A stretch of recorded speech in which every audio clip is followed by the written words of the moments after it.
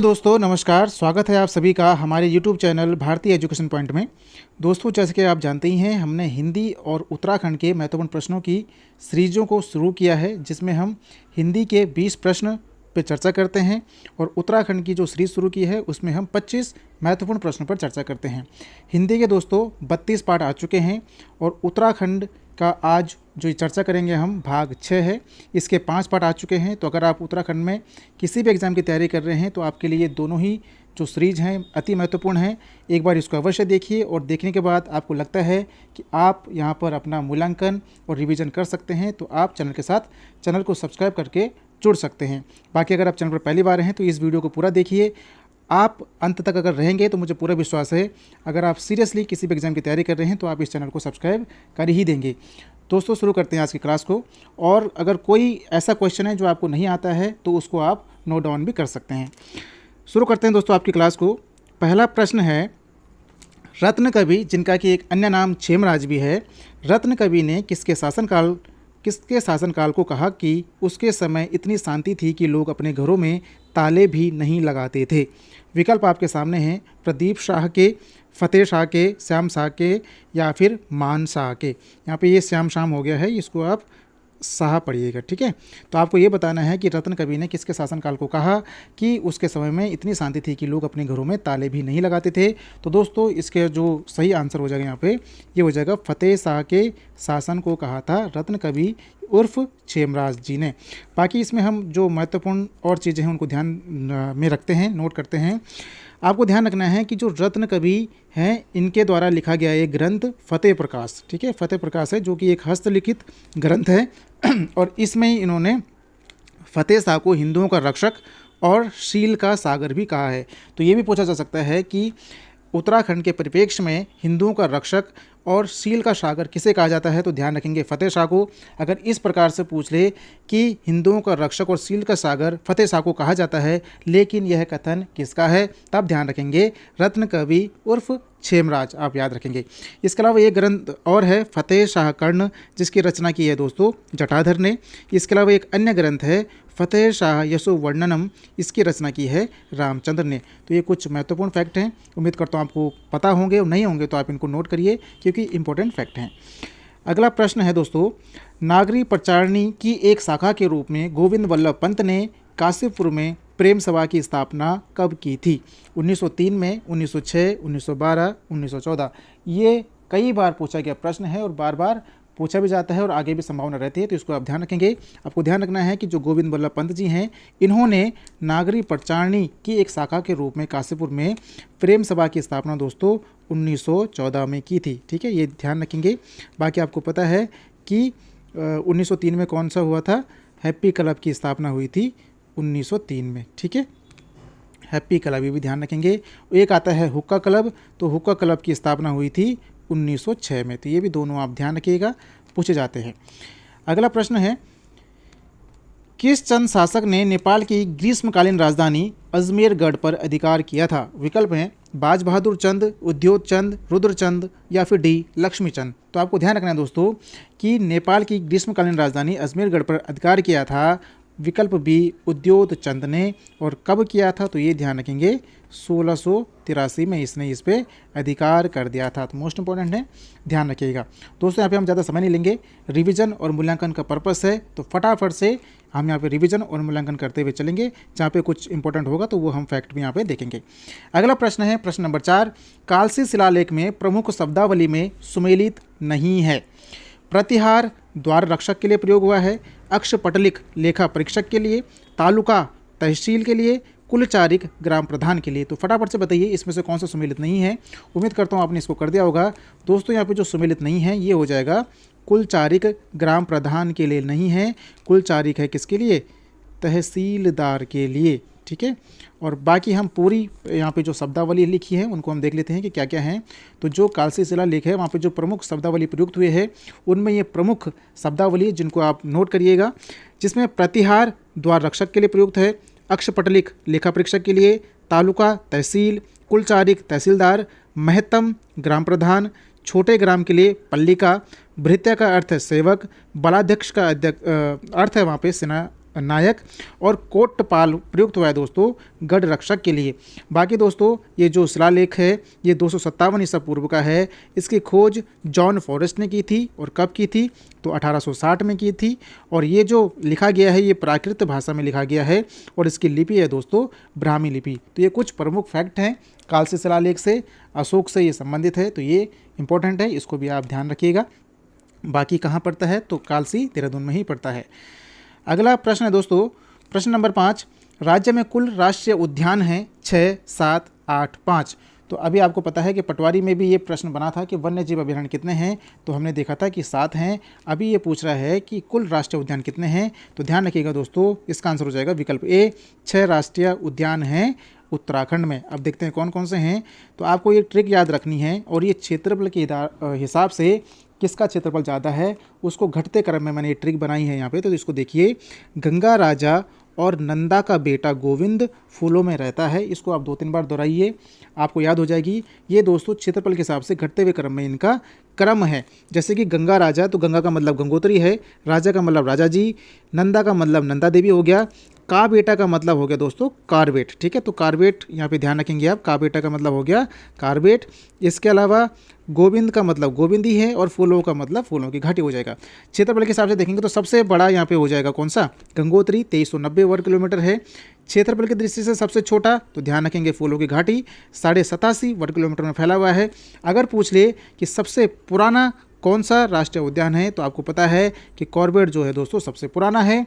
सबसे नया पूछे तो सबसे नया हो जाएगा गंगोत्री। तो ये सारे के सारे हैं, इसके स्क्रीनशॉट लेना है तो ले लीजिए।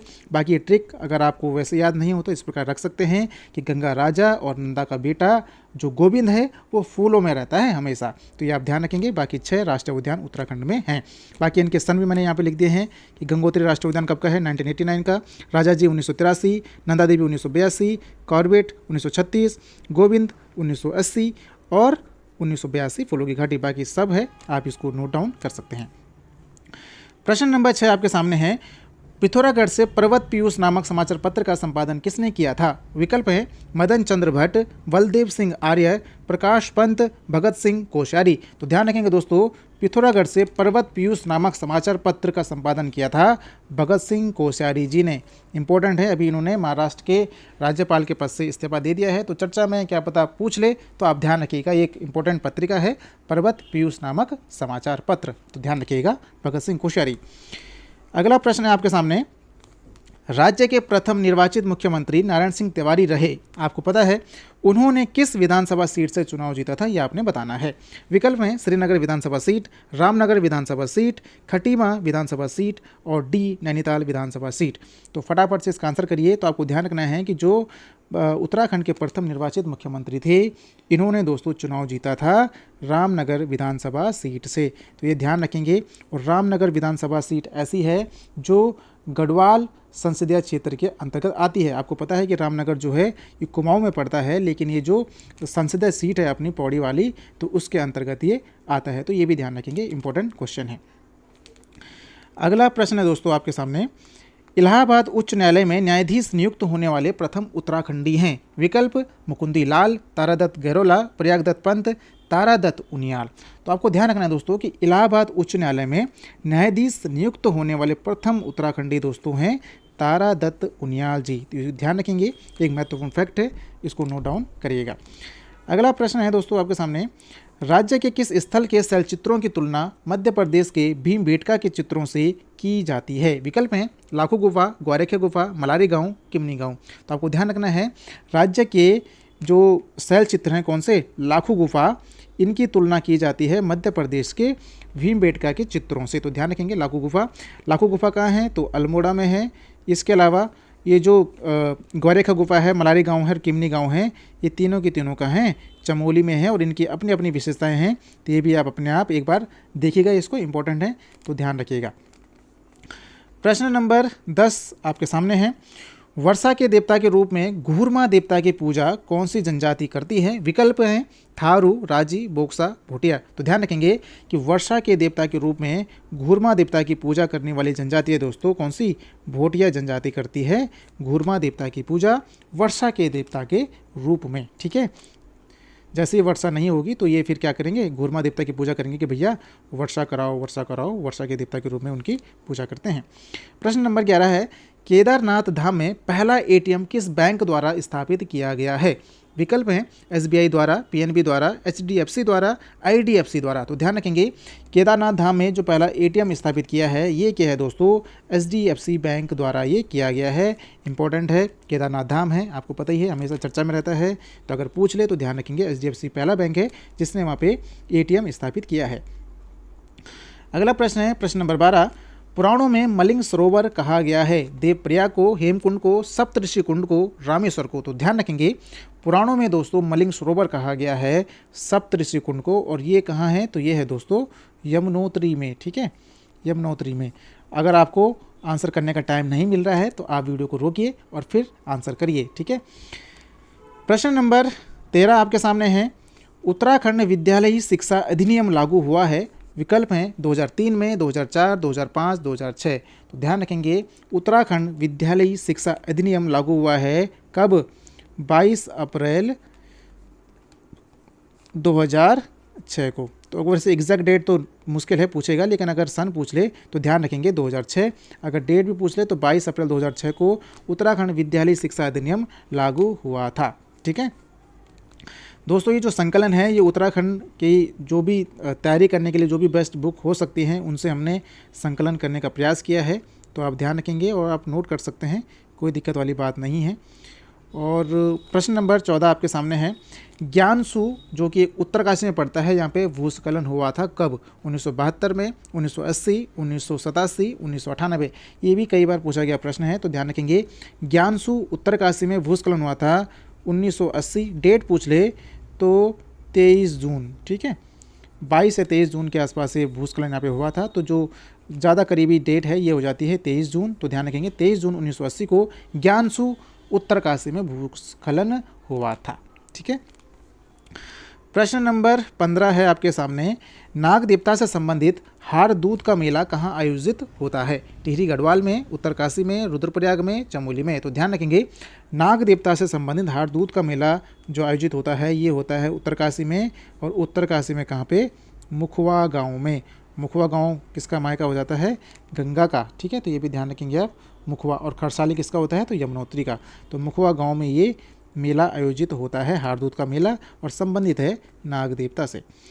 अगला प्रश्न है आपके सामने 16वां प्रश्न, 2020 में चेकुनी बोरा नॉल की खोज कहाँ हुई थी? अल्मोड़ा में, चंपावत में, नैनीताल में और उत्तरकाशी में। तो ध्यान रखेंगे कि जो ये चेकुनी बोर नॉल है, यहाँ पे चेकुनी बोरा नॉल है, इसकी खोज हुई थी दोस्तों चंपावत में। और इसको दोस्तों चंद शासन या चंद शासकों से संबंधित या चंद शासकों द्वारा निर्मित माना जा रहा है। तो इम्पोर्टेंट है और हाल ही में चर्चा में है, यानी कि 2020 में ही इसकी खोज हुई है। तो ध्यान रखेंगे चेकुनी बोरा नौला जो कि है चंपावत में, और ये चंद शासकों द्वारा निर्मित माना जा रहा है। खोज हुई है कब, 2020 में। प्रश्न नंबर 17 आपके सामने है, देश का प्रथम स्नो लेपर्ड कंजर्वेशन सेंटर की स्थापना कहाँ की जा रही है? उत्तरकाशी में, चमोली में, पिथौरागढ़ में, शिमला में। मोस्ट इंपॉर्टेंट प्रश्न है, तो ध्यान रखेंगे देश का प्रथम स्नो लेपर्ड कंजर्वेशन सेंटर की स्थापना की जा रही है उत्तरकाशी में। और उत्तरकाशी में कहाँ, तो ध्यान रखेंगे गंगोत्री राष्ट्रीय उद्यान में। कहाँ पे, गंगोत्री राष्ट्रीय उद्यान। और अगर पूछ ले कि पर्टिकुलर देश कौन सा है जो इसमें उत्तराखंड की हेल्प कर रहा है, तो आप ध्यान रखेंगे दोस्तों नीदरलैंड है जो इस प्रोजेक्ट में या इस सेंटर को बनाने में भारत की उत्तराखंड की मदद कर रहा है, या भारत की मदद कर रहा है। साथ ही अगर देखेंगे इसमें और फैक्ट हैं तो आपको ध्यान रखना है कि 2 अक्टूबर 2017 को यूएनडीपी द्वारा शुरू किए गए सिक्योर हिमालय प्रोजेक्ट के तहत उत्तरकाशी स्थित गंगोत्री नेशनल पार्क में देश का प्रथम स्नो लेपर्ड कंजर्वेशन सेंटर की स्थापना की जा रही है। और यह सेंटर गंगोत्री नेशनल पार्क के प्रवेश द्वार, भैरों घाटी व लंका पुल के बीच 5.3 करोड़ रुपए की लागत से बनाया जाएगा। और साथ में क्या है कि अगर देश पूछ ले कि कौन सा देश इसमें हेल्प कर रहा है, तो नीदरलैंड कर रहा है। यहाँ पे इंपॉर्टेंट फैक्ट ये भी है कि यूएनडीपी द्वारा एक क्या चलाई जा रही है, प्रोजेक्ट है सिक्योर हिमालय प्रोजेक्ट। अगर पूछ ले कभी कि सिक्योर हिमालय प्रोजेक्ट किसने शुरू किया है, तो आपको ध्यान रखना है यूएनडीपी ने। और पूछ ले कि सिक्योर हिमालय प्रोजेक्ट यूएनडीपी ने शुरू किया है लेकिन कब किया है, तब ध्यान रखेंगे 2 अक्टूबर 2017। तो इतने सारे फैक्ट हैं, एक ही क्वेश्चन है, आप इनको नोट करिए, याद करिए और आगे बढ़ते चलिए। प्रश्न नंबर 18 आपके सामने है, आर्थिक दृष्टि से कमजोर वर्ग को 10% आरक्षण देने वाले राज्यों में उत्तराखंड का क्रम है कौन सा? पहला, दूसरा, तीसरा, पांचवा। तो ध्यान रखेंगे, आर्थिक दृष्टि से कमजोर वर्ग को 10% आरक्षण देने के राज्यों के क्रम में उत्तराखंड का स्थान है दोस्तों दूसरा। तो पहला कौन है भाई? तो पहला है अपना गुजरात। सबसे पहले गुजरात ने दिया था और उसके बाद दिया था कौन? उत्तराखंड ने दिया था 10% आरक्षण। इंपॉर्टेंट है, आप इसको ध्यान रखिए।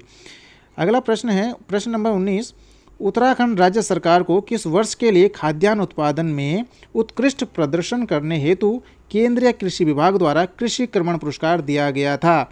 2015-16 के लिए, 2017-18 के लिए, 2016-17 के लिए, 2018-19 के लिए। मोस्ट इंपॉर्टेंट क्वेश्चन है, इसको ध्यान रखिए। तो आपको ध्यान रखना है कि खाद्यान्न उत्पादन में उत्कृष्ट प्रदर्शन करने हेतु उत्तराखंड को केंद्रीय कृषि विभाग द्वारा कृषि कर्मण पुरस्कार दिया गया था 2017-18 के लिए।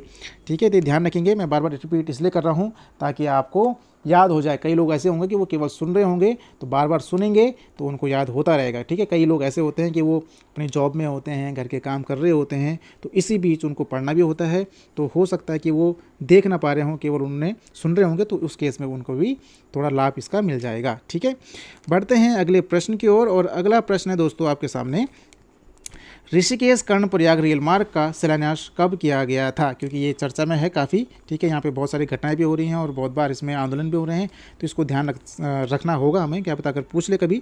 तो ऋषिकेश कर्णप्रयाग रेल मार्ग का शिलान्यास दोस्तों कब हुआ था? विकल्प हैं 2015 में, 2016 में, 2017, 2018। तो आपको ध्यान रखना है दोस्तों, इसका शिलान्यास किया गया था कब? 2016 में। अगर पूछ ले किसने किया गया, तो तत्कालीन रेल मंत्री थे कौन? सुरेश प्रभु। ठीक है, अगर ये भी पूछ ले तो आप ध्यान रखेंगे, उस समय रेल मंत्री थे, केंद्रीय रेल मंत्री थे कौन? सुरेश प्रभु।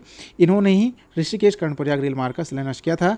अगर एग्जैक्ट डेट आपसे पूछ ले तो डेट है 24 नवंबर 2016 को ये किया गया था। क्या? तत्कालीन रेल मंत्री सुरेश प्रभु के द्वारा ऋषिकेश कर्णप्रयाग रेल मार्ग का शिलान्यास। ठीक है, बढ़ते हैं अगले प्रश्न की ओर। प्रश्न नंबर 21, प्रत्येक जिले से एक एक पर्यटन स्थल को थीम के आधार पर विकसित करने के उद्देश्य से शुरू की गई 13 जिले 13 पर्यटन स्थल योजना को राज्य कैबिनेट ने मंजूरी कब दी थी? विकल्प हैं 2019, 2017, 2018 और 2018 यहाँ पे हो गया है, इसको आप कर दीजिए 2019। ठीक है, तो आप बताइए कौन सा यहाँ पे 2019 भी नहीं, 2019 विकल्प में है, तो इसको आप करिए 2020। ठीक है, तब आप हो गए 19, 17, 18 और 20 विकल्प है। तो आपको ध्यान रखिए दोस्तों, इसका सही आंसर हो जाएगा 13 जिले 13 पर्यटन स्थल योजना को राज्य कैबिनेट ने मंजूरी दी थी कब? 2018 में। और इससे संबंधित कुछ महत्वपूर्ण फैक्ट हैं, इसको भी आप ध्यान रखिए। तो ध्यान से सुनिएगा इसको। आपको ध्यान रखना है कि पर्यटन को बढ़ावा देने के उद्देश्य से 16 मई 2018 को मुख्यमंत्री त्रिवेंद्र सिंह रावत की अध्यक्षता में पहली बार राज्य कैबिनेट की बैठक टिहरी झील में फ्लोटिंग मरीना बोट पर हुई थी। ठीक है, ध्यान रखना है 16 मई 2018 को टिहरी झील में फ्लोटिंग मरीना बोट पर हुई थी। और इसमें कुछ उन्होंने क्या कर रहा था, कुछ उद्देश्य थे इनके जिनको पूरा किया गया या जिनको घोषणा की गई। जैसे कि चालू वर्ष कौन सा था? तो 2018-19 को रोजगार वर्ष के रूप में मनाने का घोषणा इन्होंने की थी। क्या कह रहा हूँ कि चालू वर्ष 2018-19 को रोजगार वर्ष के रूप में घोषित किया गया था। ठीक है, 2018-19 को। इसके अलावा 1 जून 2002 से शुरू की गई वीर चंद्र सिंह गढ़वाली स्वरोजगार योजना में 11 नई गतिविधियां शामिल की गई थी। ठीक है, परीक्षा बनने का क्वेश्चन है, तो इसको आप देख सकते हैं 11 गतिविधियां कौन सी थी। वैसे ये पूछेगा नहीं, अगर ये पूछ ले कितनी गतिविधियां थी तो मैंने यहाँ पे नोट कर दिया है 11 गतिविधियां थी, यही पूछ सकता है मैक्सिमम, जो कि उत्तराखंड का पैटर्न है। इसके अलावा 13 जिले 13 पर्यटन स्थल योजना को इन्होंने मंजूरी दी थी इसी में। ठीक है, तो ये सारी इतनी चीज़ें हुई थी 16 मई 2018 को, ध्यान रखेंगे क्योंकि टिहरी झील में हुआ है तो इंपॉर्टेंट है, तो पूछ सकता है, तो आप ध्यान रखिए। बाकी ये इंपॉर्टेंट तो है ही, 13 जिले 13 पर्यटन स्थल योजना 16 मई 2018 किसके समय? तो आपको पता ही है, त्रिवेंद्र सिंह रावत जी उस टाइम में थे। प्रश्न नंबर 22 आपके सामने है, 4 फरवरी 2021 को चाय विकास बोर्ड का मुख्यालय अल्मोड़ा से कहाँ स्थानांतरित करने का निर्णय लिया गया है? देहरादून, हल्द्वानी, बागेश्वर, गैरसैंण। तो आपको ध्यान रखना है कि 4 फरवरी 2021 को चाय विकास बोर्ड का मुख्यालय अल्मोड़ा से गैरसैंण स्थानांतरित करने का निर्णय लिया गया है। तो इंपॉर्टेंट है, ध्यान रखिए। चाय विकास बोर्ड से कई बार प्रश्न बनता है तो ये गैरसैंण स्थानांतरित करने की घोषणा की गई है। और आपको ध्यान रखना है कि चाय विकास बोर्ड का गठन किया गया था 12 फरवरी 2004 और अभी इसका मुख्यालय कहाँ है, तो अभी फ़िलहाल कहाँ था, मुख्यालय है अल्मोड़ा में। अभी ये हुआ नहीं हुआ ये मुझे कंफर्म नहीं है, तो इसका आप खुद पता करिएगा कि ये गैरसैंण हो गया है या नहीं हुआ है। ठीक है, अभी फ़िलहाल के लिए अल्मोड़ा है। 23वां क्वेश्चन आपके सामने है। जुलाई 2021 में देश के 25वें और राज्य के प्रथम डॉक्टर अंबेडकर चेयर सेंटर का उद्घाटन कहाँ किया गया है? मसूरी में, देहरादून में, ऋषिकेश में, रुद्रपुर में। तो मोस्ट इंपोर्टेंट क्वेश्चन है, आपको ध्यान रखना है कि जुलाई 2021 में देश के 25वें और राज्य के प्रथम डॉक्टर अंबेडकर चेयर सेंटर का उद्घाटन किया गया है दोस्तों देहरादून में। और देहरादून में कहाँ, तो दून विश्वविद्यालय है देहरादून में, तो उसी परिसर में इसका उद्घाटन किया गया है। बाकी देख लेते हैं। तो आपको ध्यान रखना है कि यह सेंटर जो है ये केंद्र के सामाजिक न्याय एवं अधिकारिता मंत्रालय के अंतर्गत राज्य में अनुसूचित जाति, अनुसूचित जनजाति व महिला सशक्तिकरण के लिए कार्य करेगा। और इसके अलावा दून विश्वविद्यालय में एक और चीज़ स्थापित की गई है, कौन सी, तो आपको ध्यान रखना है डॉक्टर नित्यानंद हिमालय शोध केंद्र की स्थापना भी की गई है दून विश्वविद्यालय परिसर में। कब की गई है, तो 2 जून 2022 को ये विद्यालय परिसर में स्थापित किया गया। तो ये इंपॉर्टेंट है, दोनों के दोनों ध्यान रखिएगा, डॉक्टर अंबेडकर चेयर सेंटर और डॉक्टर नित्यानंद हिमालय शोध केंद्र, दोनों के दोनों दून विश्वविद्यालय देहरादून, जो कि कहाँ है, मोथरोवाला में ये पड़ता है। प्रश्न नंबर 24 आपके सामने है, बहुत ही अति महत्वपूर्ण प्रश्न आपके सामने। अगस्त 2021 में मुख्यमंत्री धामी ने भूकंप की पूर्व सूचना हेतु राज्य आपदा प्रबंधन प्राधिकरण और IIT रुड़की द्वारा विकसित किए गए मोबाइल ऐप का शुभारंभ किया। इसका नाम क्या है? ठीक है, देवभूमि भूकंप अलर्ट, उत्तराखंड भूकंप अलर्ट, उत्तराखंड अलर्ट या फिर देवभूमि अलर्ट। देखो कितना अच्छा क्वेश्चन हमने बनाया है।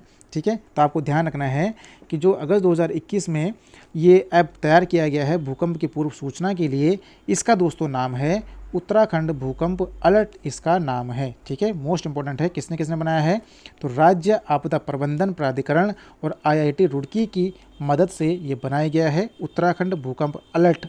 ठीक है, इसमें क्या होगा, तो इस ऐप से रिक्टर स्केल पर 5.5 या इससे अधिक तीव्रता वाले भूकंप से कुछ समय पूर्व मोबाइल पर सायरन या वॉइस मैसेज के रूप में चेतावनी मिल जाएगी। साथ ही इससे भूकंप के दौरान मुसीबत में फंसे लोगों की लोकेशन भी जानी जा सकेगी। तो कितना अच्छा ऐप है ये, तो ध्यान रखिएगा, इंपॉर्टेंट है। अगर नहीं भी पूछा जाए तो आपको इतनी जानकारी तो होनी चाहिए। हर चीज़ को हम एग्ज़ाम के ही परिप्रेक्ष्य नहीं देख सकते। कुछ ऐसी चीज़ें हैं कि हम मनुष्य हैं और इस समाज में रहते हैं, तो कुछ जानकारी हमें बिना परीक्षा के भी अगर ध्यान रहे तो बेहतर है। ठीक है, और ज़रूरी भी है। पढ़े लिखे होने का मतलब सिर्फ यही नहीं है, कुछ आसपास की जानकारी तो हो। अब आप यही चीज़ सोचते रहें कि परीक्षा में आएगा कि नहीं आएगा, तो ये इतना भी नहीं सोचना है। ठीक है, प्रश्न नंबर 25 आपके सामने है। बैडमिंटन खिलाड़ी मधुमिता बिष्ट को पद्मश्री से सम्मानित कब किया गया था? ये भी बहुत बार पूछा जाता है, तो आपको ध्यान रखना है। विकल्प आपके सामने हैं 2001, 2003, 2005, 2006। तो दोस्तों ध्यान रखेंगे कि जो बैडमिंटन खिलाड़ी हैं मधुमिता बिष्ट, इनको पद्मश्री से सम्मानित किया गया है कब? 2006 में। ठीक है, ध्यान रखेंगे। आज के दोस्तों 25 प्रश्न हैं और आपको एक प्रश्न मैं दे रहा हूं जो आपको कमेंट करना है, अपना डेडिकेशन दिखाना है। ठीक है, और दोस्तों अगर आप यहां तक पहुंच गए हैं, क्वेश्चन आप अपना रिवीजन और मूल्यांकन कर पा रहे हैं, तो वीडियो को लाइक अवश्य करिएगा और चैनल को सब्सक्राइब करके आप भारतीय एजुकेशन पॉइंट के साथ जुड़ सकते हैं। और ऐसे ही हम जर्नी को आगे बढ़ाते हैं, जिसमें हम हर हफ्ते में मैं आप सोच रहा हूँ कि 2 दिन हिंदी, 2 दिन आपका उत्तराखंड सामान्य अध्ययन और 2 दिन सामान्य अध्ययन जो कि केंद्र या जो भी हिस्ट्री भूगोल पे संबंधित रहेगा उन पे हम चर्चा करेंगे। पूरे हफ्ते में 2-2 क्लासें रहेंगी, तो आप ऐसे ही अपना मूल्यांकन और रिवीजन कर सकते हैं। बाकी आप इसका जो प्रश्न है इसका कमेंट करिएगा। मोस्ट इंपोर्टेंट क्वेश्चन है, आपको बताना है कि अस्कोट अराकोट अभियान किसके द्वारा संचालित होता है? भारत सरकार द्वारा, गढ़वाल मंडल विकास निगम द्वारा, कुमाऊं मंडल विकास निगम द्वारा या फिर पहाड़ संस्थान द्वारा? तो ये आप कमेंट करिए, अपना डेडिकेशन दिखाइए। बाकी आपको ये वीडियो कैसी लगी ये भी अपनी प्रतिक्रिया अवश्य दीजिए, ये बहुत ज़रूरी होता है मोटिवेशन के लिए। बाकी आपकी मोटिवेशन के लिए अगर मैं बात करूं या हम सब की मोटिवेशन के लिए मैं बात करूं, तो 3 चीज़ें मुझे लगती हैं कि जो हमें मोटिवेट कर सकती हैं। पहली बात तो ये है कि सबसे पहली बात है कि हमारी परिस्थितियाँ हमें मोटिवेट करती हैं, सबसे पहली बात।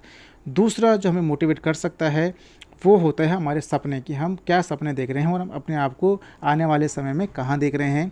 और तीसरा जो मोटिवेशन हमारे लिए हो सकता है, जब हमारे साथ के साथी लोग, हमारे दोस्त लोग, अपने से छोटे लोग हमसे आगे चले जाते हैं या अच्छे पद पे पहुंच जाते हैं और हम सेम सिचुएशन में रहते हैं, तो एक वो भी मोटिवेशन का काम करता है। तो मुझे लगता है यही 3 हैं जो हमें मोटिवेट कर सकती हैं। बाकी आप किसी और को कितना बोलने की पढ़ ले, ये कर ले, वो कर ले, कुछ नहीं होना जब तक उसकी परिस्थितियाँ, उसके सपने और उसका आप आसपास का जो सामाजिक माहौल है उसको खुद से प्रेरित नहीं करेगा, वो मोटिवेट नहीं हो पाएगा। बाकी इतने कहूँगा, पढ़ते रहिए, फिर मोटिवेट रहिए और ऐसे ही ये रिवीजन करते रहिए, मूल्यांकन करते रहिए। मिलते हैं नेक्स्ट पार्ट में, तब तक के लिए बहुत बहुत धन्यवाद।